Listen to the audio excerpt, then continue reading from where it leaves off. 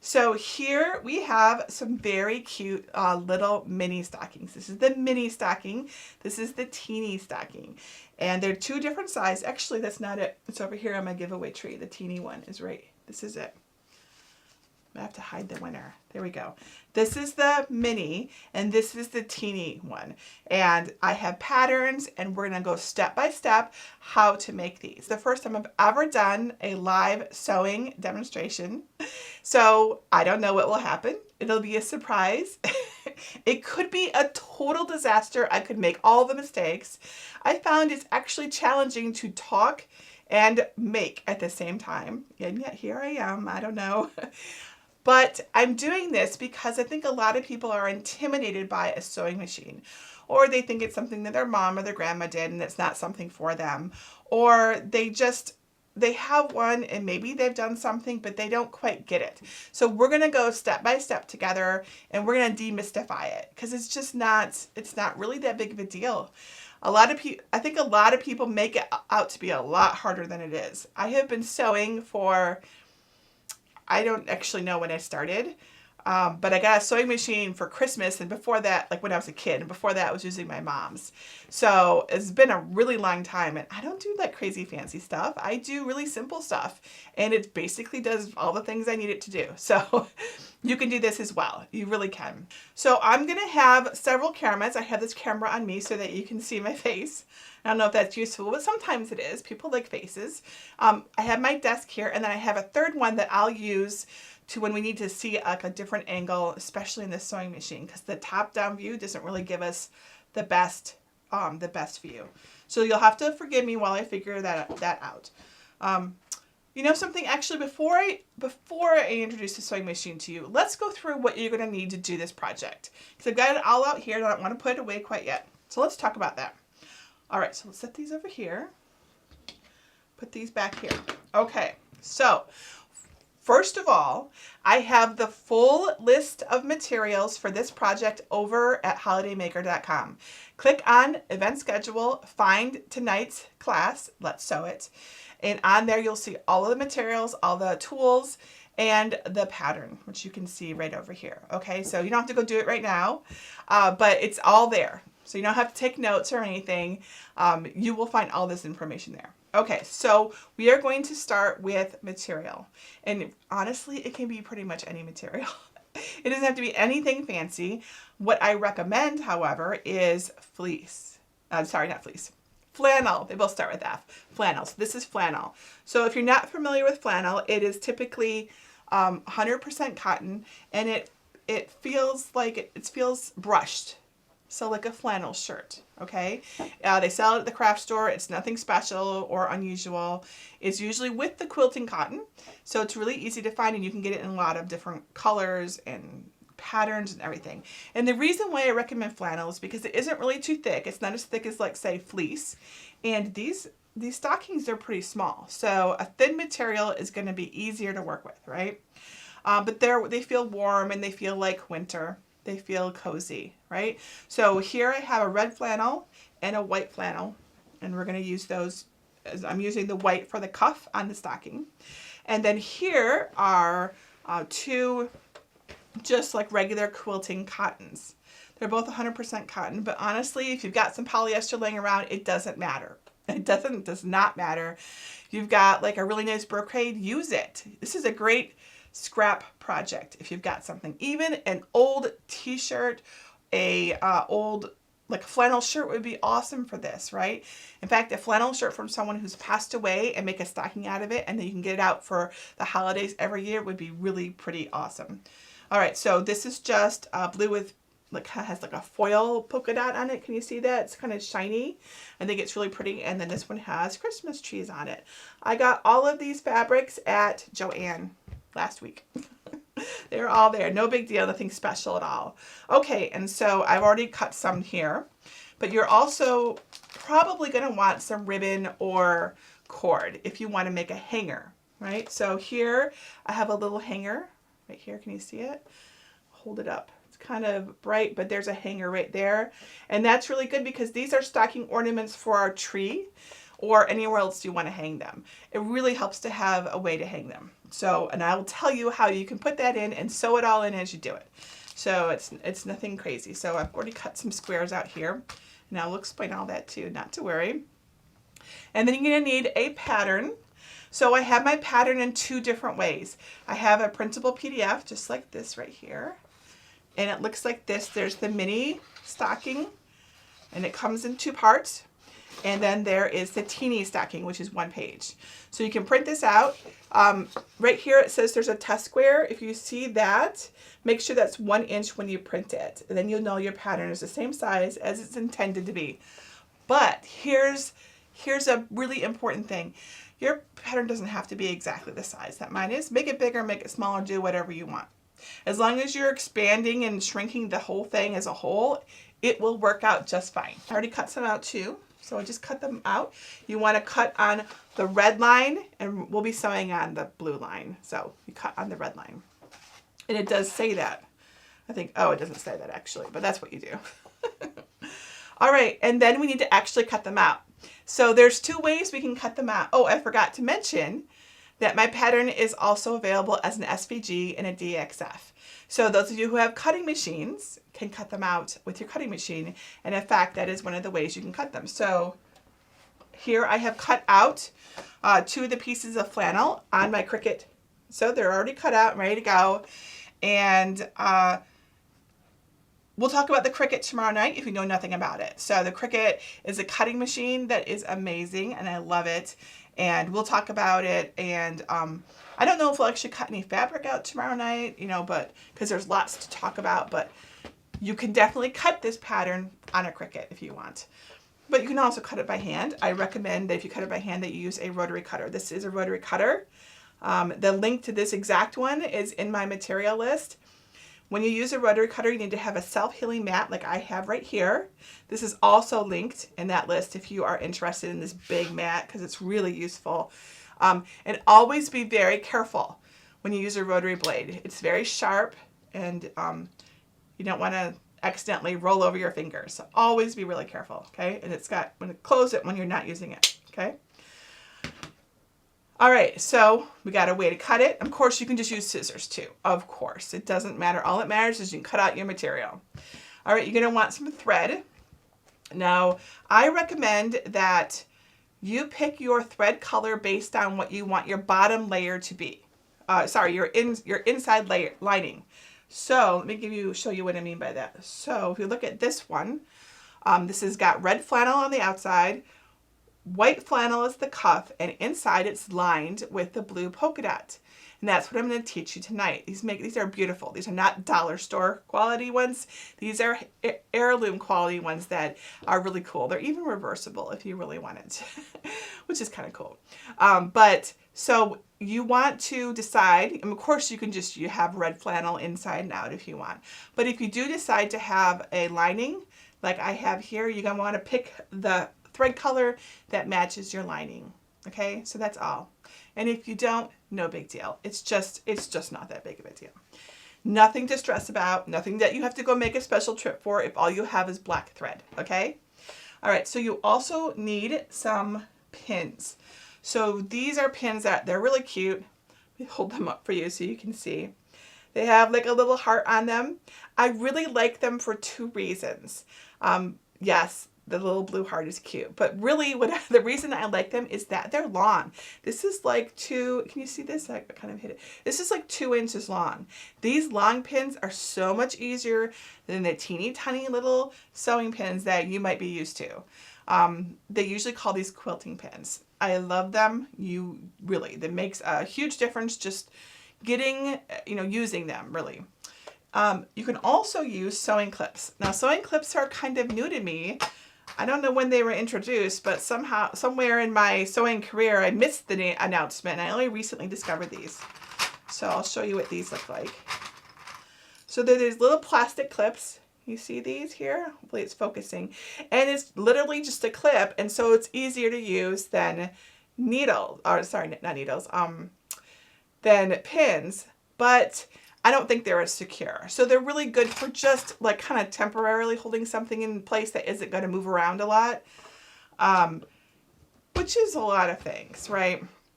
But not all things.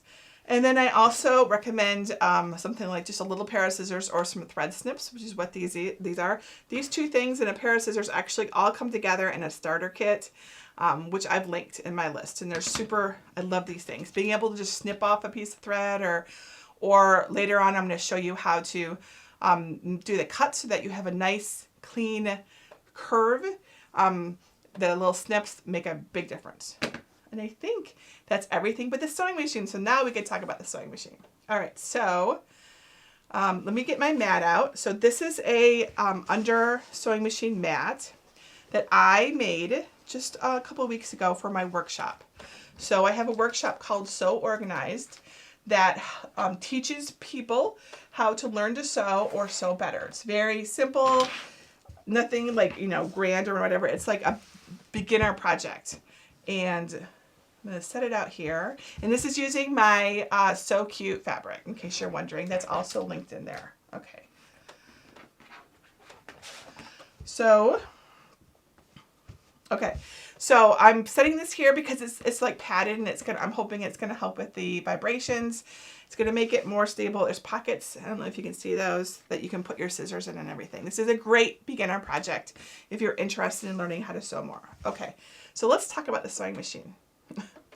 So I gotta get this over here. Hang on just a second, I gotta close this drawer because it needs to be closed for this. One moment.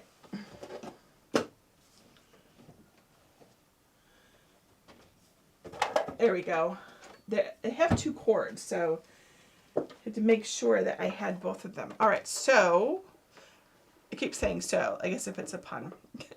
This is the sewing machine that I'm using. This is a beginner sewing machine. It's very simple. It's a mechanical sewing machine. I've actually only ever used mechanical sewing machines, in fact, because I started sewing at such a young age. That's what we had. And I find them really, really easy to use because there's nothing really fancy about them, okay?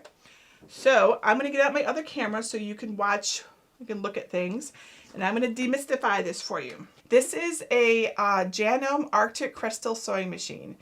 Very simple to use, really very easy. So I got it turned off right now, but here's the power cord. It's plugged in. Just flip it on. Ta-da! So easy, really, it is. And I'm going to show you threading it because threading is really easy as well, and all that, just so that you can watch. So basically, for anyone who's unfamiliar with sewing, sewing is kind of just stapling fabric together with thread. That's really all it is. You could even think of it as gluing it with thread. It's nothing more complicated than that. It really isn't. Instead of glue, we use thread, just like this, okay? So let me show you how, well, you know, I've actually labeled my machine, as you can see here. And I highly, highly recommend labeling a machine because especially as a beginner, because then you know what all of these dials and everything are. And when you are following a pattern or a tutorial, you know what they're talking about. I even made myself a little sticker that shows the way that you thread it right here, because that helps. It does. I forget things all the time. All right, so threading it is super easy. When you thread a sewing machine, let me actually pull everything out because I've got it from when I was doing it before. So let's undo it. So a sewing machine has thread at the top and thread at the bottom. The top thread, bottom thread, okay? You need both to stitch it, right? Just the top or just the bottom won't do anything at all. It won't actually lock it in. You need the top and the bottom thread to glue it all together. So, and this is a really common way of threading a sewing machine. There are certainly some fancier sewing machines that do it differently, but this one is pretty simple. Hopefully you can see everything that I'm doing. Let me see if I can just lower this just a little bit and try to get this better into the frame. Okay, here we go. I think we can see everything there. So again, I've got this turned on. Oh, you know, a lot of sewing machines will tell you to turn it off, whatever. I just never do because I like seeing I like seeing my thread. I have been sewing for such a long time that, you know, I take lots of shortcuts. But if you're at all worried, you could unplug it. Like, I don't really think it's a big deal at all. Okay, so here is my thread, and it's already wound around. that it has a hole at the bottom of the spool. Sometimes it's covered at the top. So you're looking for the one that has a hole, and you put it on your spool, what's it called? The spool pin.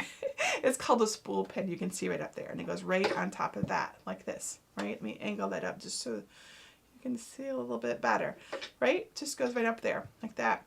And then, let me bring it in a little closer so you can watch me do this. I know I can't quite get up there, but I think you'll be able to see. Actually, hey Greg, can you come here and hold the camera so they can watch me thread the top thread up here? Yep. Thank you. So he's going to come and hold the camera right here while I do this. Because I think threading is one of the things that people get worried about the most.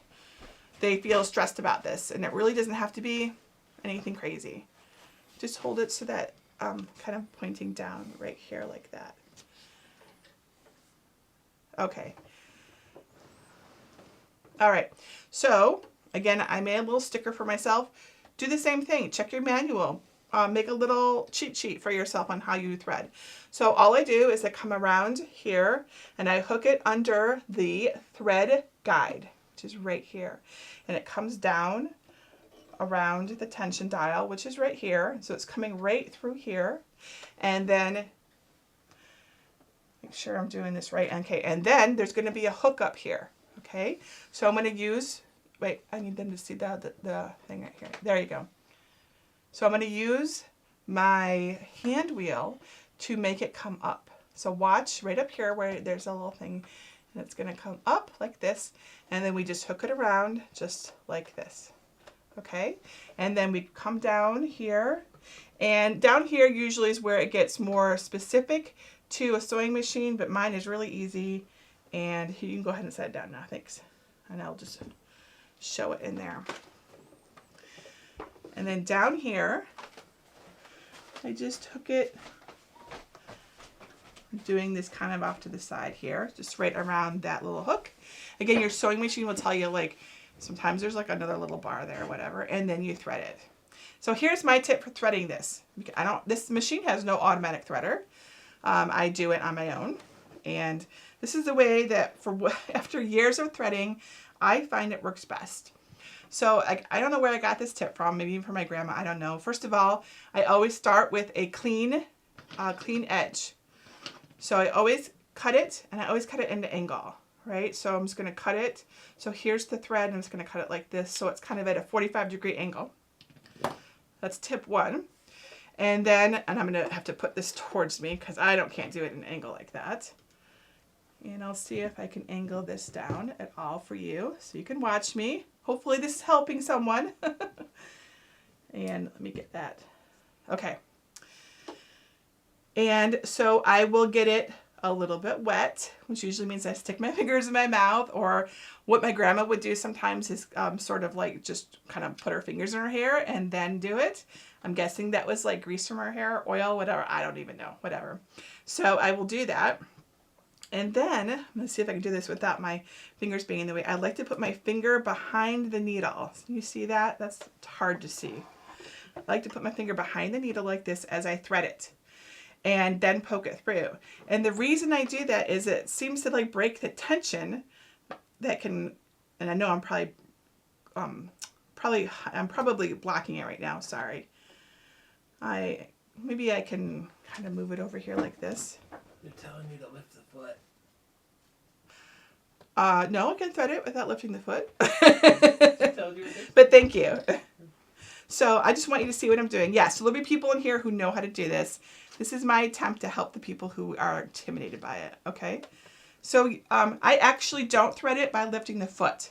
The reason why, when I do that, this gets in my way and I can't do it, okay? So I always thread it with the foot down. The foot, for anyone who doesn't know, is this little lever, and this is the foot lever. This is the foot itself, okay? So I don't know, my hand might be in the way again, but so I just put it through the eye of the needle. I know that's so hard to see. And I put my finger in the back behind it. And when I have it behind it, I press it. Can you see that at all? It's probably way too close to see. It's too bright. Turn off the light. Yeah, let me turn off the light. That might help. Maybe. Let's see. Well, you can't quite see, but I'm pressing against it right now. The reason why I'm doing that is because this is the time when your needle will become unthreaded. You will like be all excited because you threaded your needle, and you'll kind of jerk at it and it will pull itself out. So by holding it behind the needle like this, I'm keeping it in place so that I can reach here, grab the little thread right here, and pull it. And it's not going to go anywhere now. See? That's how I thread. I have threaded so many times over the course of my life. It's crazy. I like to put my thread under my foot like this and bring them both out behind here. This bottom one here, I can show you if you want. Does anyone want to see me put the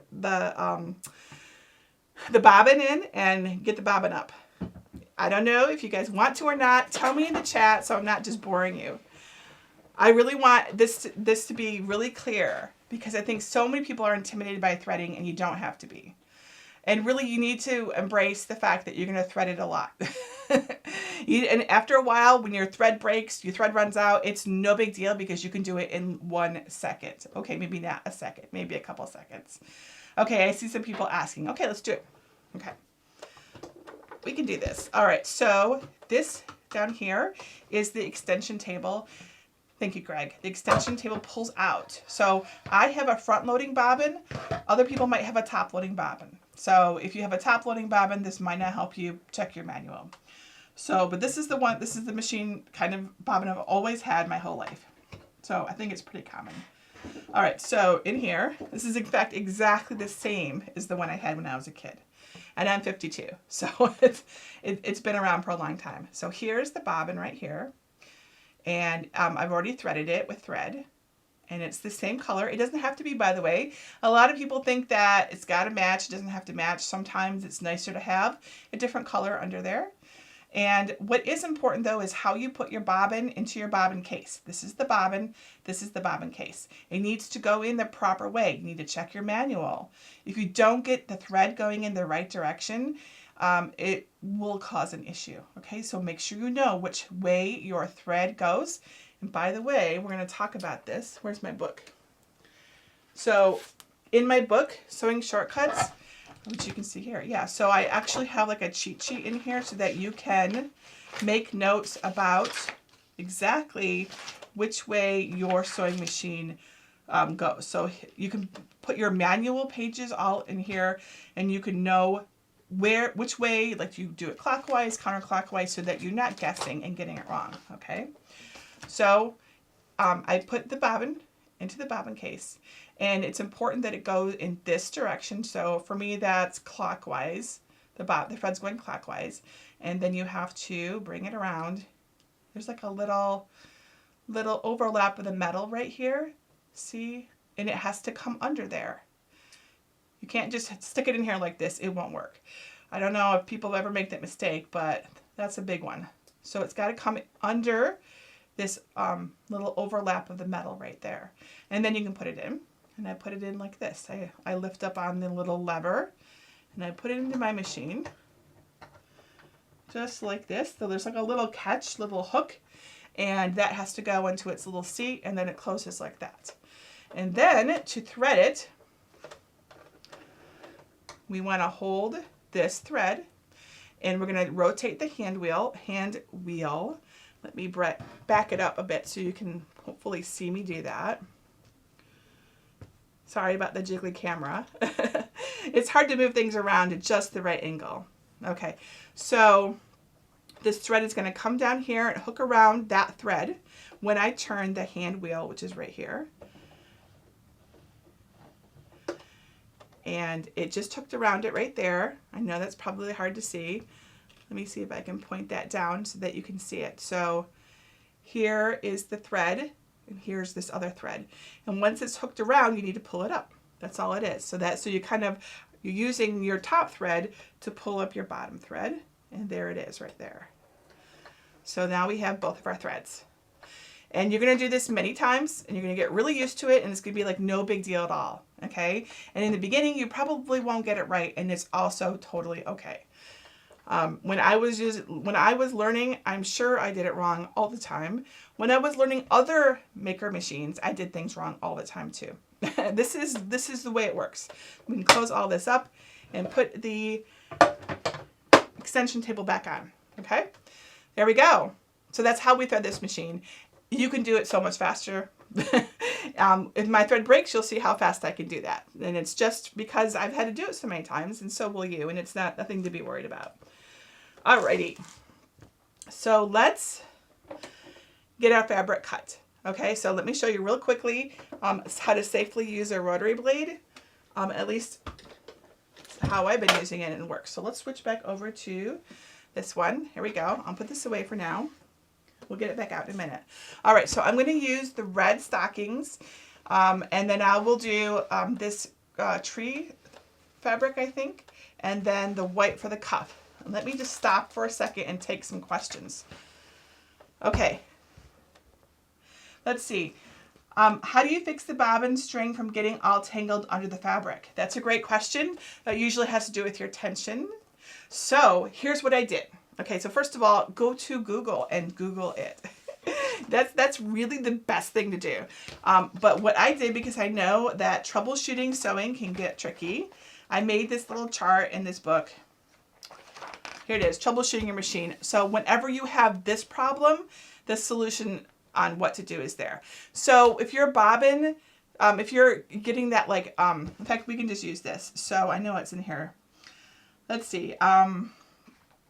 This is my machine mode, so my thread is messed up. Here we go. It's right here. So if you get the bird's nest under your when you're sewing, which is right here. Can you see that? That's the one that says bird's nest. If you get the bird's nest, you need to rethread your machine. I can't tell you how many problems you can solve when you rethread your machine. Seriously. It's not sewing right, rethread your machine. Something looks weird, sounds weird, rethread your machine. It's kind of the equivalent of restart your computer, but it works. It absolutely works. Okay, so let's cut this out from the pattern. So I've already cut some of the stockings on the Cricut.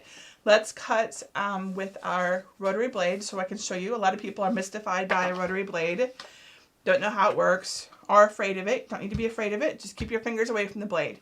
Always just be mindful of that. So what I do, let me do the zoom so you can see a little bit better. All right, so this is what I do. We'll start with this nice easy one. First of all, I what would I call that? Put the blade out, uncover the blade. There's a lot of different rotary blades are different, so you want the blade to be extended. Okay, so now we can see that the blade is out. I keep my fingers away from it. Sometimes I use a ruler if I have a straight edge. It's just not that big of a deal right now. It really isn't. You're welcome to if you want to use a ruler, use a metal ruler or a thick plastic ruler, and you just press down. You got to press down pretty hard, and you just make a straight line along your pattern, and that's it. So easy.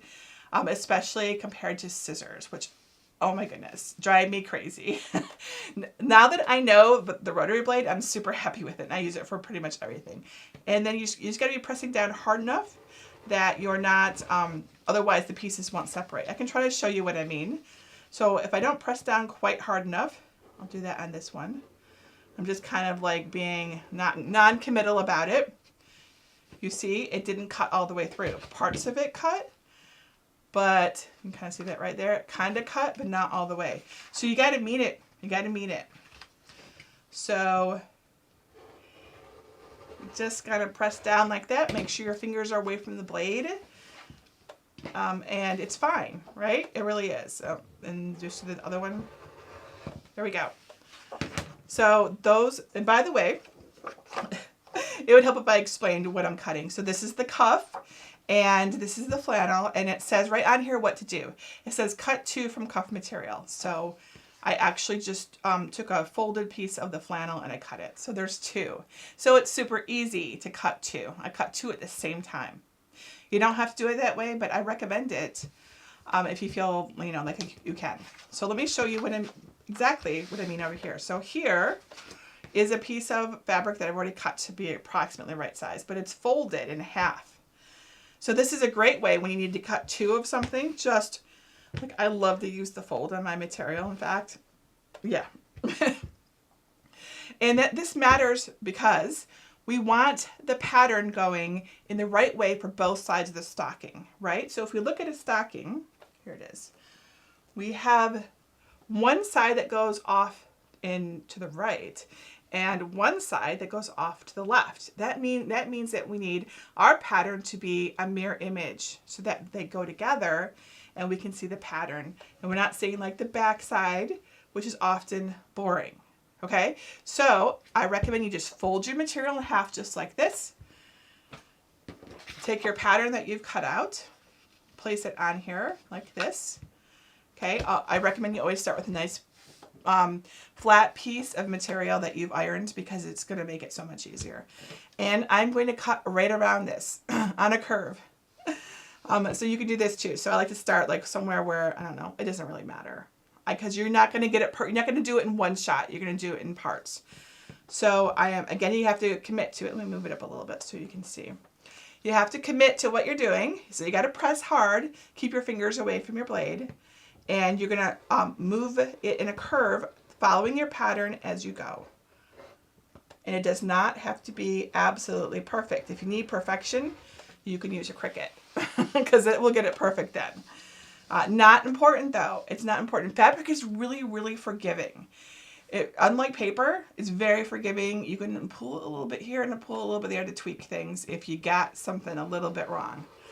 Nice straight cut at the top here. Now you'll notice I didn't put my pattern right up to this folded edge because I want to make sure I actually cut the whole thing out all around it. We don't want any folded part here. We want two distinct pieces. So I'm going to cut right around, and I'm just turning my wrist as I do it so that it will curve as I press down with the rotary blade right around the foot. See? Wasn't that easy? And like you weren't like messing with the scissors and like trying to chop it up, and you get all the little jaggies from the scissors, and I don't know, especially if you have big pieces of fabric. I like this a lot. So there we go. We have now cut out, according to our pattern, we have cut two from the main fabric, which is going to be the red right here. So let's take this off of the mat where I cut it. There's one piece, and here's the other, and it's set up already in my file so that you cut it with a mirror image. So as long as you put it in the right way, it should be fine. All right, so we have our two red stockings, and that's our main fabric, and this is our lining fabric, and let's open them up and make sure that they're pointing towards each other, which they are. That's really important. If this doesn't look like this, that means you have to go back and recut it, right? So you need your pieces like pointing towards each other so that when we put them together like this, we can see both sides, okay? So check right now to be sure that you've done that. All right, so our red fabric and our lining, so our main fabric, our lining fabric, and we have our two cuffs. So here's our cuff pattern, and we already cut that out. And here we have two pieces of white flannel. It looks like, yep, that's out right there. Okay, let me stop and take a couple questions. Okay, let me scroll down a little bit here. Let's see here. Can I cut the fabric on my Explorer Air 2? You can if you bond it. And by that, bonding means that you like adhere something to the back of it, like Wonder Under or wax paper even. So yes, you can. I have a video on it. You can go look it up. I did it last December on my gnome hats, I think it was. Okay, so Tanya said, did I hear you correctly that they can be cut on the Cricut? Yes, and the SVG and that is in with my pattern, and you can certainly do that. Gitana, I apologize if I'm not getting that right. It's hard to see. It's been a long day. How about pinning the pattern just to keep it in place? Yeah, I think that you could do that, but in this case, with it so small, it's actually, I think it might cause more harm than good because it's such a small piece. But you totally can if it makes you feel better. Something else you can do is just put something heavy on it. If you're cutting with scissors, use a pin because you're like kind of like trying to like finagle it. But if you're using a rotary cutter, just take like something heavy on it. So like if you're doing, where's my pattern? So if you're cutting like this one out, and here's your pattern and you have to cut it out, just take something heavy and stick it on it and then cut around it. You can get fancy pattern weights. I actually have a pattern for them. They're very cute. But you can also just use whatever is handy and just weigh it down and cut around it. Okay, and how do you get your fabric off the pink mat without fraying the edges? This is flannel. It's not really highly fraying the way that like quilting cotton is. That said, it doesn't matter. When you sew it, you're not going to see those raw edges. It doesn't matter if it frays. It's not important. Don't let it bother you or worry you. It's not important at all. I understand, but it's not. Now, if you're doing something detailed, like for example, I did these. I cut these. Let me put this over here. Let me make these. Yeah, I cut these on the Cricut. These are all felt. You know why I cut them out of felt? Because felt doesn't fray. So you can have all these beautiful shapes, and I'll hold these up so you can see them. Aren't they adorable? We're going to talk about this tomorrow night when we talk about the Cricut. We'll be making these together. Oh, I guess this gnome lost his beard and his face. Oh, well, whatever. Yeah, so I use felt because there's no fraying. Okay, so your material choice matters a lot. For this, you're not going to see any of the raw edges. Raw edges means the part that frays, the edges along the outside. So we're going to cover it all up through the magic of sewing. So it doesn't matter if it frays. Okay, Michelle says the blade is cool, but do they make them for left-handed people? I'm not a left-handed person, so I don't know for sure. I don't see any reason why you couldn't use this with your left hand, however. It is, you're pressing straight down. You're not going in an angle, at least if you're supposed to. I never do it. You're pressing straight down, so you would just use it exactly the same way that I used it, but with your left hand. That said, maybe they do, but I'm not a left-handed person, so I don't know. Okay, that was a few questions. All right, so let me show you how to. We're gonna pin now, because pinning when it comes to sewing is really very useful. I am one of those people who just wants to sew and not pin. I'll tell you that right now, because I'm just all about getting it done and moving on to the next thing. But the more you pin, typically the more success you have. That's what I found. Okay, so what we're gonna do is I'm gonna show you the layout of this and how you pin it. So let's start with our lining material. So we're going to flip them over so we have our pretty sides down on our mat. So this is the pretty side, right? The side that you want to have on that people would see, right? That's what I always thought, the pretty side. Then so they're pointing in different directions, right? And then we're gonna take our flannel, our cuff, whatever. You can make your cuff out of something other than the flannel. And we're gonna put it up here like this. The flannel doesn't have the sides are identical, so we don't have to worry about it. But if you're using a pattern for yours, you're going to want to do the same thing. Put it pretty side down on your surface. Okay? And then same thing for the next one. Let's move all of this out of the way. So we have lots of room here. All right, so same thing. These go pretty side down. The red flannel looks the same on either side. One of the advantages of using it. You need to match it up, though, the direction that these toes are pointing. So this toe is pointing here. So we're going to match it up so our toe is pointing there, just like this. And the same thing on the other side, just like this. Okay? So what we're going to do is we're going to pin these and sew them. Sew it all together, turn it inside out, and boom, we have a stocking that is super cute and cool and is lined. Okay? Now you might be wondering, well, how the heck is this going to work? I promise it works. And it's really cool. And then something I want to talk about, it's very important right now. You might be looking at this and you just can't wrap your head around it. It seems confusing. To me, this is the magic of sewing. Sewing is very three-dimensional. I'm not actually a very good three-dimensional thinker. I find it difficult to sort of see things like that in my head. So if I can do this, you can do this. Sometimes it just takes a little extra. What I recommend is, if this doesn't make sense to you, is you do it anyways. Follow what I'm doing and try it. Make a mistake, just go back and try it again, and you will start to understand it, okay? Sometimes it's a little bit weird because we're going to turn everything inside out, okay? All right, so let's see here. Here's a question. What blade did you use to cut the felt on the Cricut? I used the rotary blade. I used my Maker, but if I was using my Cricut Explorer, I would have used my fine point blade, which I've used in the past. And Terry says that the blade sharpened on both sides. I presume you mean the rotary blade. And I don't know. It came that way. This is the way I bought it. Yeah, it's sharp on both sides. I can see it in the light. It has an edge on both sides. You want to like put it straight down when you're not going at an angle. You're pressing straight down. All right, so to pin this, we want to pin the pretty sides together, okay? So if you have a pattern on everything, make sure that whenever you pin it, they're touching, they're kissing, whatever, right? So this is our pretty side right here. Let me zoom this in a little bit further so you can see. So this is our good side, and we're going to say this is our good side, right? Even though they're the same. So we're going to put them together so that they're touching, right? So because we want to see the good sides.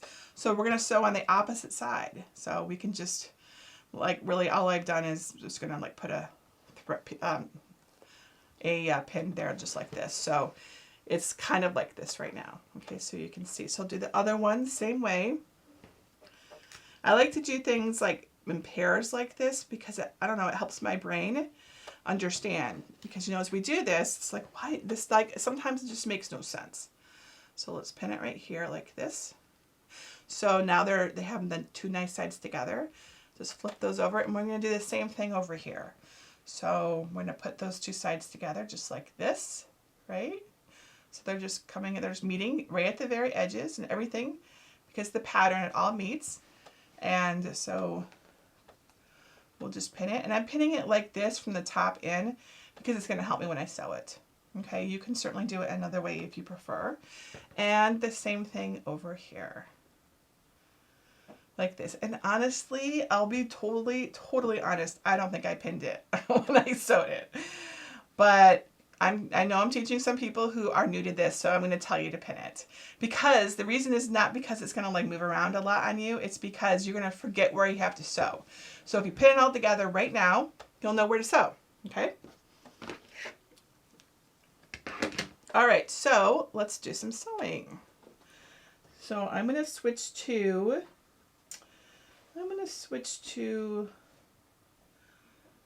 this one so you can see both angles as I sew. And hopefully that helps you out. So you'll see the top down here, and you'll see inside the sewing machine as I go here. So we've got everything pinned so that we don't forget. And we're going to sew where we're going to sew these sections. So we're going to sew here, and we're going to sew here, and then we're going to sew here and here. Okay? So the pinning is really just to help you remember what you're doing. And if you don't need help remembering, you don't have to pin there. It's not a big deal. All right, let's bring the sewing machine over. It's already turned on, already threaded, ready to go. Now, a lot of people struggle with their thread breaking when they start sewing. There's a couple things that you need to watch. First of all, make sure that you're always holding your thread when you first start sewing. Otherwise, it will sneak away from you and unthread itself. Always hold these threads over here with your right hand. Regardless of whether you're left-handed, you got to hold them here. At least as far as I know you do. This is how I've always done it. And if your thread keeps breaking, your tension is probably too high. Okay, so your tension is this dial right here. I pretty much never change mine. It's set on 4 right now. So, sometimes for some fancy things you might need to change it, but for general sewing, you want to be right in the middle, okay? So, let's start sewing. So, I'm just going to put my pinned area right under the presser foot, which is this little metal thing right here. This is the foot that's gonna like help keep it in place. You can lower and raise it right here. This is like a little lever, and you're gonna want to put it so that the edge is right here. Now I made these with a 3/8 of an inch seam allowance. It's not that big of a deal. You can kind of just eyeball it. A lot of times I'd like to kind of just line it up with the edge of my presser foot when I sew. Okay, it's not exact. You don't have to stress too much about that. A lot of people worry about it, perhaps for like a very fitted garment. That's a really big deal, but not for your stocking, okay? So I've got my sewing machine turned on. I've got it threaded. I'm going to hold my thread here firmly in my hand, okay? I've lowered my presser foot onto my fabric, and I'm going to start by doing a back stitch to lock my stitch in place so that it doesn't want to unthread on me later. It's not a super big deal for this particular stitch, but it's always good to get in the practice of doing. So that just means a couple stitches forward and a couple stitches back. Okay, so I'm gonna go ahead and do that, and you'll see me push this button to go back. So this is just a little reverse switch lever. You might have an actual button if you have a fancier machine. Mine's just a lever. Okay, so, and I apologize in advance if this is loud. I don't know how loud it's gonna be. So just a few back and a few forward and a few back. I'm going to press with my foot, so you're not seeing me do anything, but it's down there on the floor. The foot pedal is on the floor.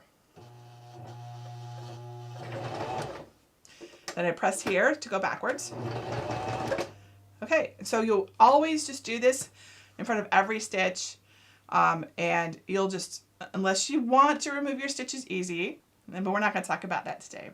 By the way, if anyone's curious, this is very, very simple stitching, but let me show you what my settings are so that you're not wondering, because I know some people just like to know everything. I've got it on A, and on my machine that means a straight stitch. So over here, you can see that's a straight stitch right there, okay? And then I have it on, looks like it's somewhere between 2 and 3. I like that. It's like a sweet spot for me because it's tight enough for my stitching. This is your stitch length, but it goes fast enough. I like to go fast when I sew. I like to, I don't mean fast with the pedal. I mean, I don't like to spend hours at it, right? I like to get it done. So I don't have the tiniest stitch ever. All right, so we're going to do a stitch just right down to the edge here, and then back stitch it again, and we'll be done, okay, with this stitch. So let's go ahead and just run right down here at the edge.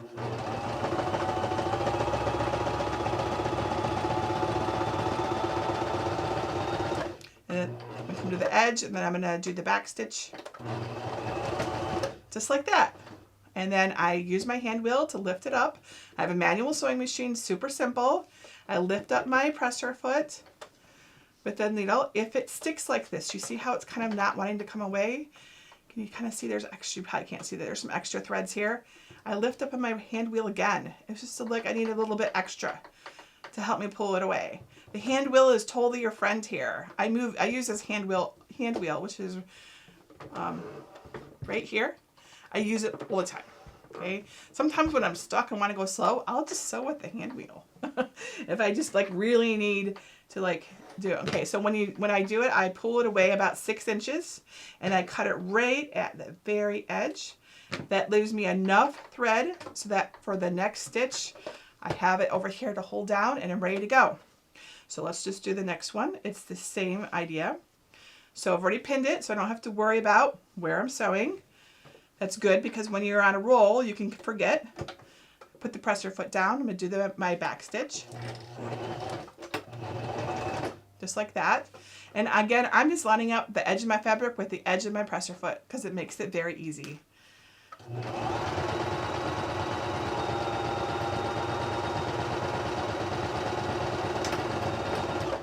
And now you saw me do the back stitch, right? Okay. I have a question here. Did I cut the stocking pattern out with computer paper or cardstock? I use cardstock. I find it much easier when I'm doing the printable patterns. So I recommend that you use cardstock as well. But you use what you can, right? So here we go. We have it. I cut off the thread. And let me move this away a little bit so that you can see. Open it up. threads are already out because I took them out as I was sewing. So you can see I have a, it's all lovely and sewn.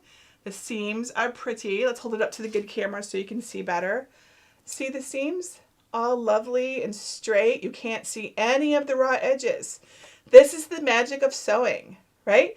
So the raw edges are all gone. They're hidden away underneath. They're under here where we're not going to have to worry about them because they're all going to get sewn inside and not messed with. And it looks great on the outside. So let's do the same thing with the other side of the stocking.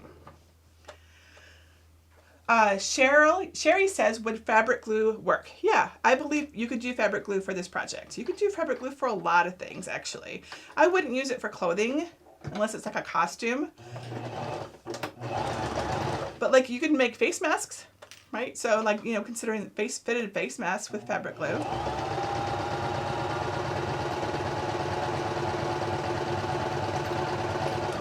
All right, so we have one more to go.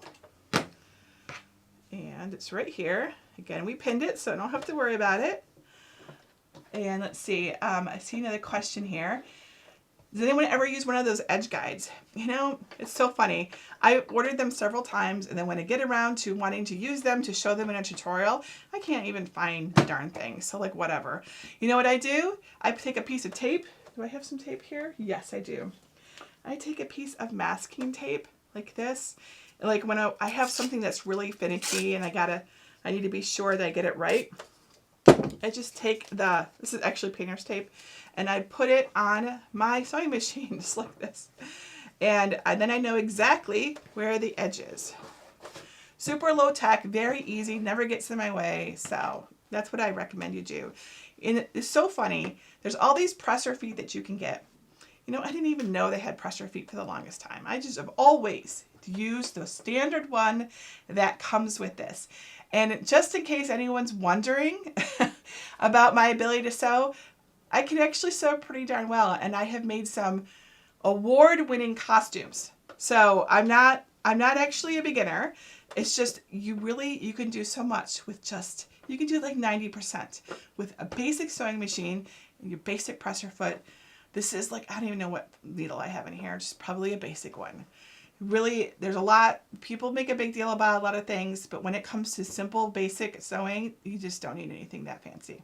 All right, so let's do a back stitch.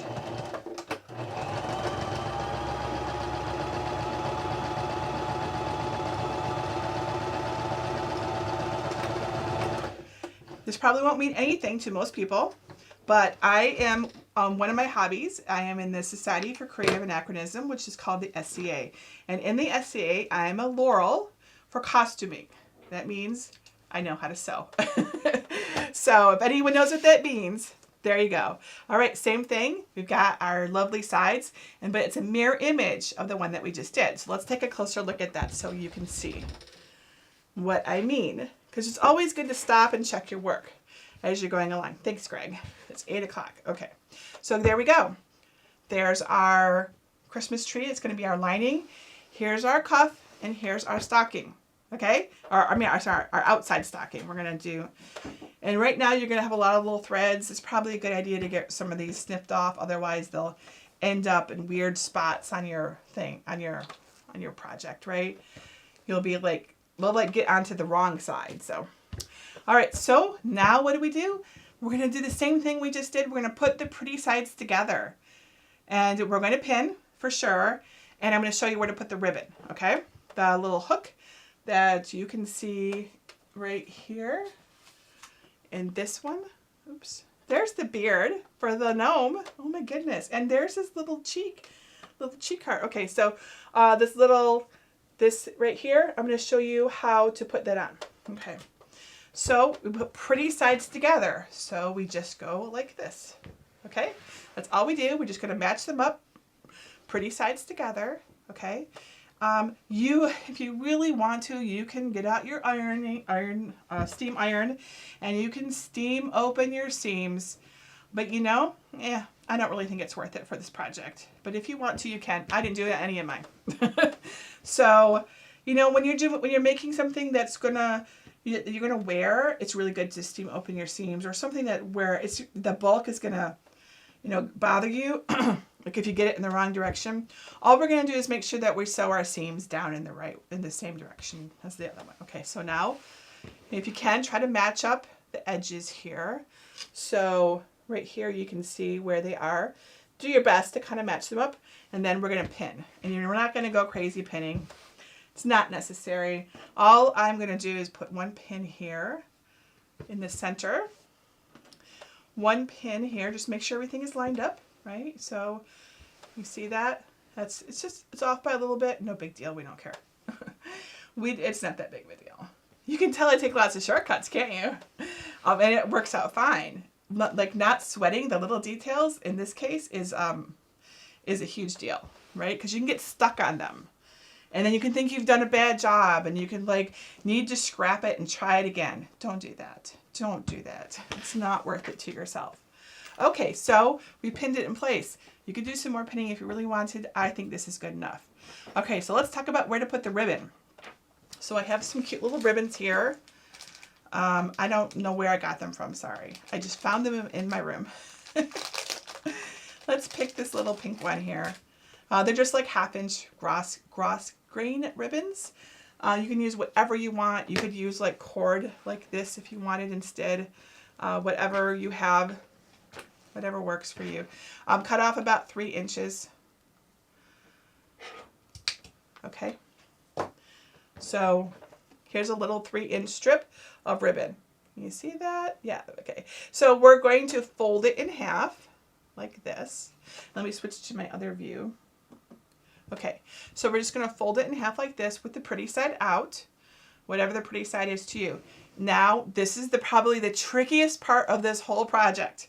This is the part that I messed up on once. Okay, so is where to put this darn ribbon. So you might think, oh, I'm going to put it right here at the edge so that when I fold it, it's going to be right at the edge. Nope, that's the wrong spot. You might think, well, it needs to show up on the red side, the outside, so I'm going to put it over here. That would be wrong too. What you actually want to do is put it on one of the edges. It doesn't matter which one. Actually, it does. You need to put it on the side with the heel, right? So you want to put it on the side where your heel is, right here at the right at the seam, or just above it and inside the white part. So we're going to put it right here. See right here? And we're going to pin that sucker in place. We don't want it moving on us while we're sewing because we're going to sew right over it and keep it in place. So you might need to like kind of put that. I like to, make sure that the pin is going through it on both in and out, right? So it's coming in and out so it can't move, right? So it's right there. All right, now because I'm talking and I might make a mistake, we're going to double check my work. So I don't get this. I do this because it's hard. It's like, is that the right side? Did I do that right? So let me get out one where I have done it. So here is this green one. And you can see here that here is the outside. It's got the blue polka dots on the inside, and it's got the ribbon right here. So let's open it up so we can see where that ribbon is. I double check myself all the time because I can't remember. All right, so inside we can see that ribbon is right there. It's right next to the lining, just like we pinned it right here. Okay, so we're doing it right. So if you make them, you get one right, get out your other one and check it. See how when you fold it, so it's right there, okay? Okay, so now all we're going to do is we're going to sew it together all the way around the perimeter except for a couple inches. So I'm going to start right around here. I'm going to sew all the way around the edge, 3/8 of an inch in, thereabouts, and stop right after the heel here. That's going to leave these couple inches, 2-3 inches, unsewn. Actually, I take that back. I just told you wrong. We want that unsewn part to be in the lining and not the outside. Sorry. I'm going to start here. Is that right? Yes. So we'll put it in the orientation where I'm going to sew it because we put it in a machine and we go like this, right? That helps when you're thinking about it. So we're going to start sewing here, right above the heel, on our lining part. Okay? We're going to go all the way around here, and come all the way down here. We're sewing it all together. We're going to make sure that our seams are facing, folded over the same way when we do it, so that we don't have any twisting like this. That's just weird and awkward. And then I'm going to stop it when we get right to here. Okay? Oh, thank you. Yes, thank you. See, I knew I'd messed something up when I was talking. The loop does need to point on the inside. Thank you. I don't know who saw that. Thank you. It is hard sometimes to talk while I do this. The loop has to be on the inside. Absolutely. Otherwise, when you turn it inside out, it is going to be invisible. It's going to go into your seam. Sorry. Thank you. I'm so glad someone said something. It's hard for me to see the screen right now. All right, so I'm going to put that in like this. It's easier to pin too. All right, let me hold that up so you can see what I did. See the loop? That's the folded, and the folded edge of it is here. The raw edges of the ribbon are here. Thank you, everyone, for pointing that out. I'm glad I happened to look up at the screen and saw that too. Okay, so yes, the loop is pointing inside. So let's go over again where that loop goes. The loop goes at, you're going to pin it on your cuff. It needs to be right at the seam where you meet your lining. Not where you meet your outside material, but your lining. And it needs to be pointing where the fold is inside, right? Because when we turn this the right side out, we need that loop to be accessible. If it were the other way, the way I had it originally, it would be hidden in our seam and unusable, okay? Yes, I told you that was the trickiest part. Okay, let's sew it up. And I'll switch back to, I guess gotta find it always. I think it's this one. Yes, there we go. Okay. All right, so again, I said we're gonna start sewing it right above the heel, right here. Okay, so let's go ahead and get it all set up. Again, we move our threads all the way over to the side. We're gonna go start, you could pick a different spot. This is the spot I feel that it's the least noticeable, okay? So you might disagree, you might want to do it a different way, but I did a bunch of these and I felt it was best this way. So I'm gonna start it right here. Again, it's gonna be about roughly 3/8 of an inch, which I think this is more like a quarter, but I don't care. As long as we're consistent, that's what matters. Yes, Greg? Is the loop supposed to go between layers? That's what they're saying. No, I don't. Now I'm so busy talking, it's hard. Let me double check.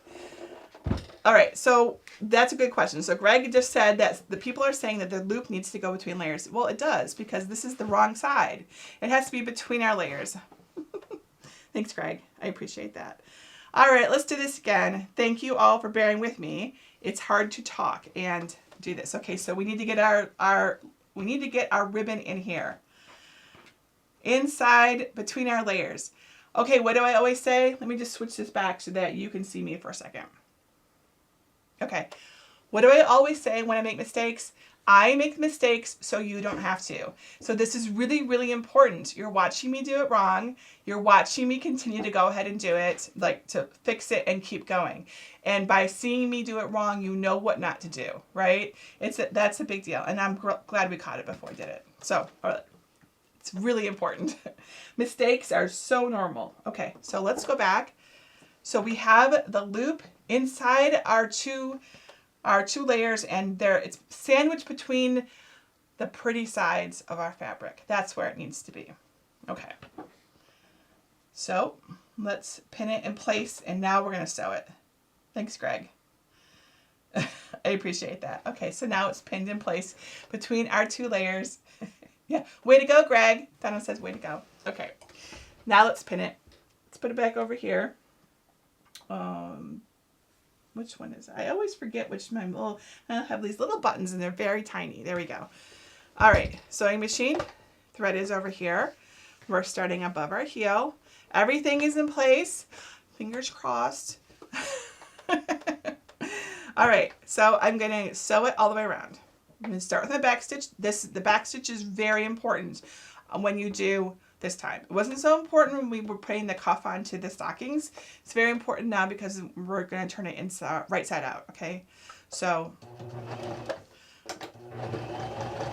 all All right, so I've got my back stitch in place, and we're just going to go around the curve. Now, if you're a beginner sewist, going around the curve can be tricky. Go slow is my suggestion.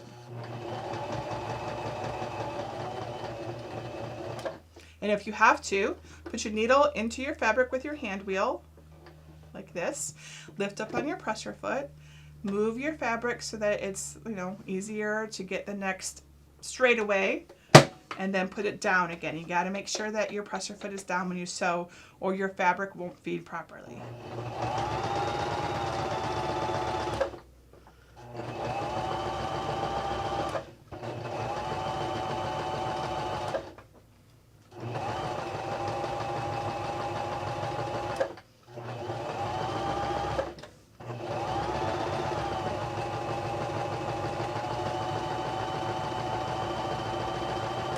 All right, when we get up to here, we want to pay attention to where our seam, which way our seam is going to fold down. Just whatever you do, you want it to fold in the same direction. So don't twist it. Make sure you either go this way or go this way. I think that because the flannel is ever so slightly thicker than the quilting cotton that I'm using here, it's better if it goes in this direction. So it stays flat, and we allow the cotton to fold instead of the flannel.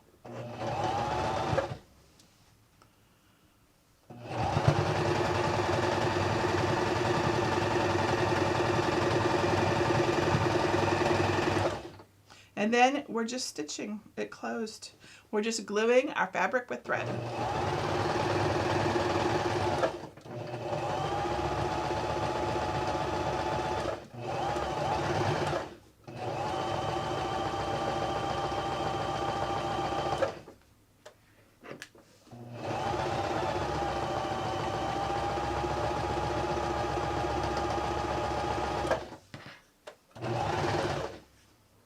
It up right there. That turn is tricky.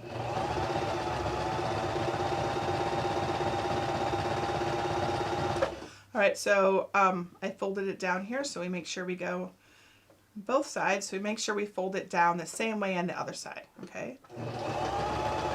So be careful that when you get to this point, your fingers leave so that you don't get a needle through your finger. It's never happened to me, but I've heard it happening to other people. Also, one thing you always want to do, I speak from experience here, is as you're sewing, always glance at what you've done. Can you see that? I use this blue thread so that hopefully you'll be able to see. It's kind of like too bright, but make sure there's actually thread there and it's stitching, and that your machine hasn't become unthreaded. All right, so always watch what you're doing so that you haven't been sewing for 10 minutes and realize you have no thread in your machine, because it happens, and it's a kind of a bummer. So if you need to, you can kind of pick up your presser foot and set it down so that you've got, the fold right there.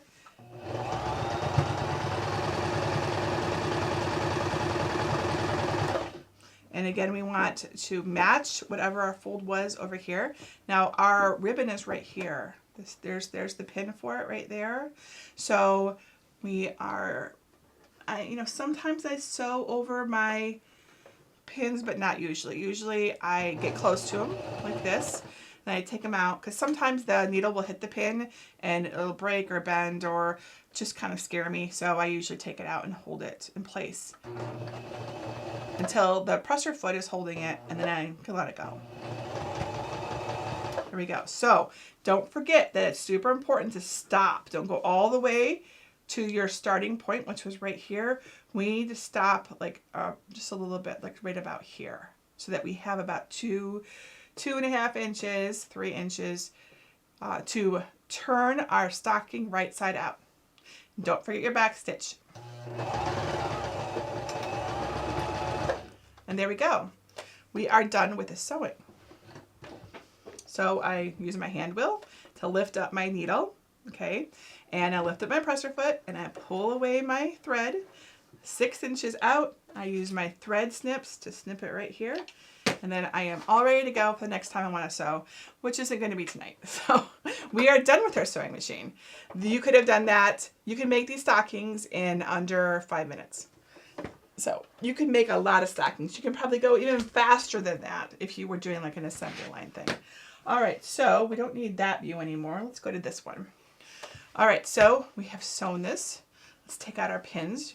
Definitely do that. You don't want to poke yourself.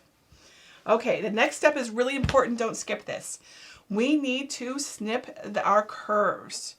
If we don't do this, and when we turn it right side out, it's going to look wonky, okay?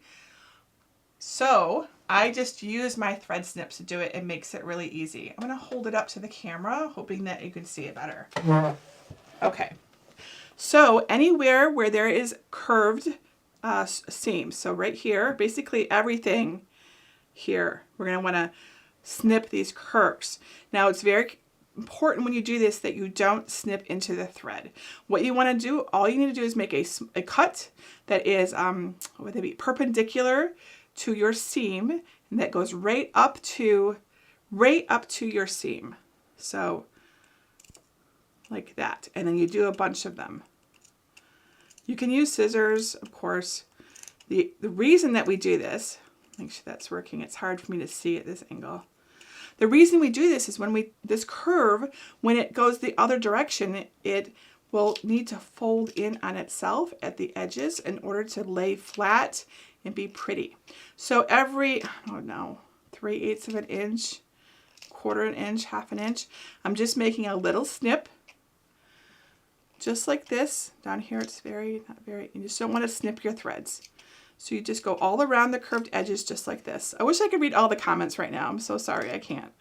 I want to know what you all are saying.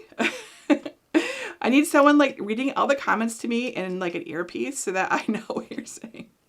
Hopefully if you're saying anything important, Greg will tell me. Okay, so I've snipped around the edges. Can you kind of see that? See, you can see it like up here, right? See, it's all around the edges. If I open it up, you can see that I've done that, right? So that's important. Do it all the way around, and you do the same thing down here. So let's see where our seam is. Right here is where we started sewing, right? So this one's harder to see because it blends in so well with the fabric. So I would normally do this with a pair of reading glasses. It's good that it blends in with the fabric because that's important for our, oh, I said we were done sewing. We're actually not done sewing. What am I thinking? We have one more sewing thing to do, but it's super quick. So again, just snipping the curves. By the way, if you're curious, you actually would do it a little different on some curves. It's in the book. Let me show you real quick, because this is a thing that makes a big difference when you're trying to make something more careful than what the stocking is. The stocking is just for fun, but let's see if I can find it in here. I have a whole page in here that shows you all the different ways that you would do your curves. And there's, here we go, clipping, notching, and grading. And it's a whole page and it shows you exactly what to do. So what we were doing was basically these two right here, right? And I didn't distinguish between them because the fabric is going to fold in on itself. It's going to be fine. But if you really were doing like something very careful, you would want to do it like this and be more exact. But again, holiday stocking, it's ornament. It's not that big of a deal. Okay. So we are ready to turn this right side out. And we're getting really close to being finished. In fact, very close. We have done all of the hard work. All the tricky stuff is over. So we need to find that opening right here where we didn't sew, which is right here. See that? And we're going to turn it right side out. So we're just going to, the way that I do it is I just start pushing it in from the back, from like the underside, and then I just go through like this. And everyone knows how to turn something inside out, right? I mean, we've all had laundry that needs to be turned. There's nothing more complicated than that. So we just go through and we do the whole thing. You know, want to get the cuff as well. Make sure I stay in the shot here. And we're going to come all the way and get everything pulled right side out. There's our lovely little loop sticking out just like it's supposed to. Again, thank you for alerting me to the fact that I was chatting too much and not paying attention to what I was doing. That actually happens a lot in my lives. All right, and so when we get to this point where we've got most of it out, this is when it gets trickier because it's harder to get it all nice, right? Now it's like kind of globby, like what's going on here. So don't worry because we're going to be able to, we have something we can do there. But usually I just kind of like pull it like this and kind of reach in to get it, and I kind of like do things like this to get it out. But we can also put a chopstick in there or the tip of a pair of scissors that's not too sharp and kind of poke at it to get it out. But usually I just do this. Just kind of pull it out until it's pretty smooth. Anytime you see like the straight parts, that means there's something not pulled out there. And you just need to kind of go in there and open it up, push at it from the back, and there we go. So let's do the same. Now, of course, you're like, well, Jennifer, this looks totally wrong. You've messed it up. You've totally messed it up. This is not a stocking. Like, you did it wrong. I can see how you might think that, but I haven't done it wrong. Because it gets turned inside out or right side out again. It totally does. So, in fact, we don't have to mess with the lining too much right now. All we need to do is sew up this right here. And honestly, you don't really have to do that unless this is, there's two reasons why you probably should do that. One is you're putting gifts in here, candy or something, and if you don't sew this up, your candy could get stuck between the lining and the outside and no one would find it and it would be lost forever. Have you ever had that happen? I've totally had that happen. Okay, so like a coat pocket that has a rip in it or something. All right, so we're going to pin it because it's going to be difficult. And all I've done is tucked both edges in on themselves, just like that. See? So we're going to pin it together, tuck them in, and we're going to pin it, and we're just going to sew right there. We're going to sew it closed so that we don't have candy getting hidden or whatever. Just make sure your seams are at the edges, so you pulled everything out as far as you can. And then pin it. And I'm going to put a few pins in place here because it's you know, because we're kind of just, and see again, this is like folded a little bit too much here.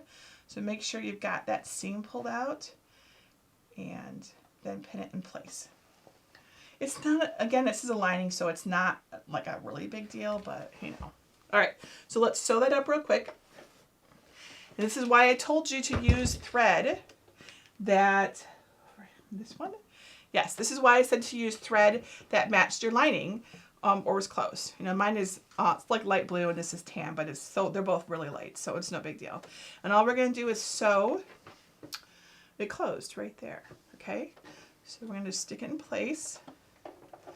And yes, this means that you could see the thread, but this is your lining, so no big deal. So again, I'm going to do the back stitch. Take out my needle so I don't take out my pin so I don't break a needle. And you want to get really close to the edge, like 1/8 of an inch from your edge.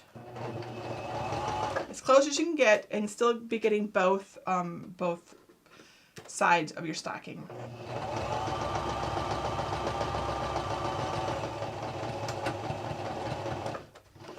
There we go. Pull it away, snip it off. And you're going to want to get your thread here as well. Don't forget that, because otherwise someone will reach into their stocking and just get a handful of thread. That's not candy. Okay, so we are done with our sewing now. So let me just set this aside over here. And we'll switch back to this one. Okay, so now how do we get this into an actual stocking? Some of you will know, some of you still think that I've messed up and are waiting for me to discover it. Okay, so all we do is we're going to tuck this side into this side. Okay, so we just go like this. This is what's cool about it. I think this is really neat. And when you're doing a bunch of these, it goes faster than, of course, I'm doing it tonight. So you're just going to tuck it right in here. And my hand fits in there. If your hand doesn't fit, you can use a couple fingers. And I've got the heel of the lining on my index finger, and I'm pushing it all the way down until it gets to the heel on the outer part. And then I can kind of hold that there and then tuck the toe into the toe with my fingers inside. It's not going to be exact or perfect, and you can always adjust it later, but you're trying to basically get one inside the other one. And then you need to pull it out. So what you'll want is half of this cuff is showing on the outside and half of it is on the inside, okay? Just like this, so we can get it more adjusted. It's kind of blotchy right now, lumpy. Again, a pair of scissors. Do I have one here? Yes. These aren't too bad, so you can put them in here and kind of poke at it. A chopstick is really better. They even make special tools that do it, but you don't want to like poke at your fabric. I can kind of feel the foot here is kind of, or the heel is kind of weird. Whatever. That's close enough. Okay, so here's our stocking. So now you can see how this works. Look inside and you can see our loop. And if you look further, you can see our pretty Christmas trees, our Christmas tree lining. So now all we have to do is flip it just like this so that we can see. We want to fold it down so that our lining is right at the edge, that pretty lining that we used. Smooth out our cuff just like this, whatever, it doesn't matter what size, you know, some people like to put their stockings going in a certain direction. I just like them all to match. And that's it. We're done. You can do these really quick. Isn't that cool? So, and they're so pretty. They're definitely not the dollar store ones. They're one, and I love that they're lined. I mean, how cute is that? It's adorable. Okay. Let me see if there's any questions about anything I did. Could you use steam a seam? You know, I don't know. I don't use that very often. And I'm not sure how well it'd work on the curves, because that steam and seam is really better for like straight things. I don't know. I haven't tried it. You should try it and let us know. Let's see here. Oh, this is a great question. Why can't you just trim away all of the excess instead of clipping the curves? Okay, great question. Let me flip over to this one. So you can still, okay. So if you do that, you get too close to the seam, and this is a woven fabric. If you're using something like, you know, I don't know. Actually, no, I wouldn't even do it for felt. So a woven fabric, I have a picture of it in here, is made up of lots of little threads. We mentioned fraying earlier, and that means the threads start to come away from your fabric. So if you don't leave enough seam allowance, we call it seam allowance, your threads will start to fray, and if there's any pressure on the seam, your seam could pop open. And that's a real big bummer, because then you get holes in things. You ever seen a hole in a seam? That's what happens usually, is there was not enough seam allowance, and then there was pressure, and it popped the seam. So I know I have a picture of some fabric in here. So like an up close one. Here it is, okay. So woven fabric is this red one right here. So you see all those threads going back and forth, perpendicular and parallel, whatever, up and down. So those will start to come apart if you don't have enough fabric there. Not enough of it is woven. So you don't want to cut your seam too close. The only time you might want to do that is when you're grading seams, and that's a much more advanced thing than we're talking about tonight. So, and you still have to do it very carefully. So you don't want to just trim away the excess. You really want to clip your curves. Not your curves, clip your curves. I always just say clip, but you know, there's more specific ways of doing it. Okay, that's a really, really great question. Michelle says, is a rotary cutting mat the same as a self-healing mat?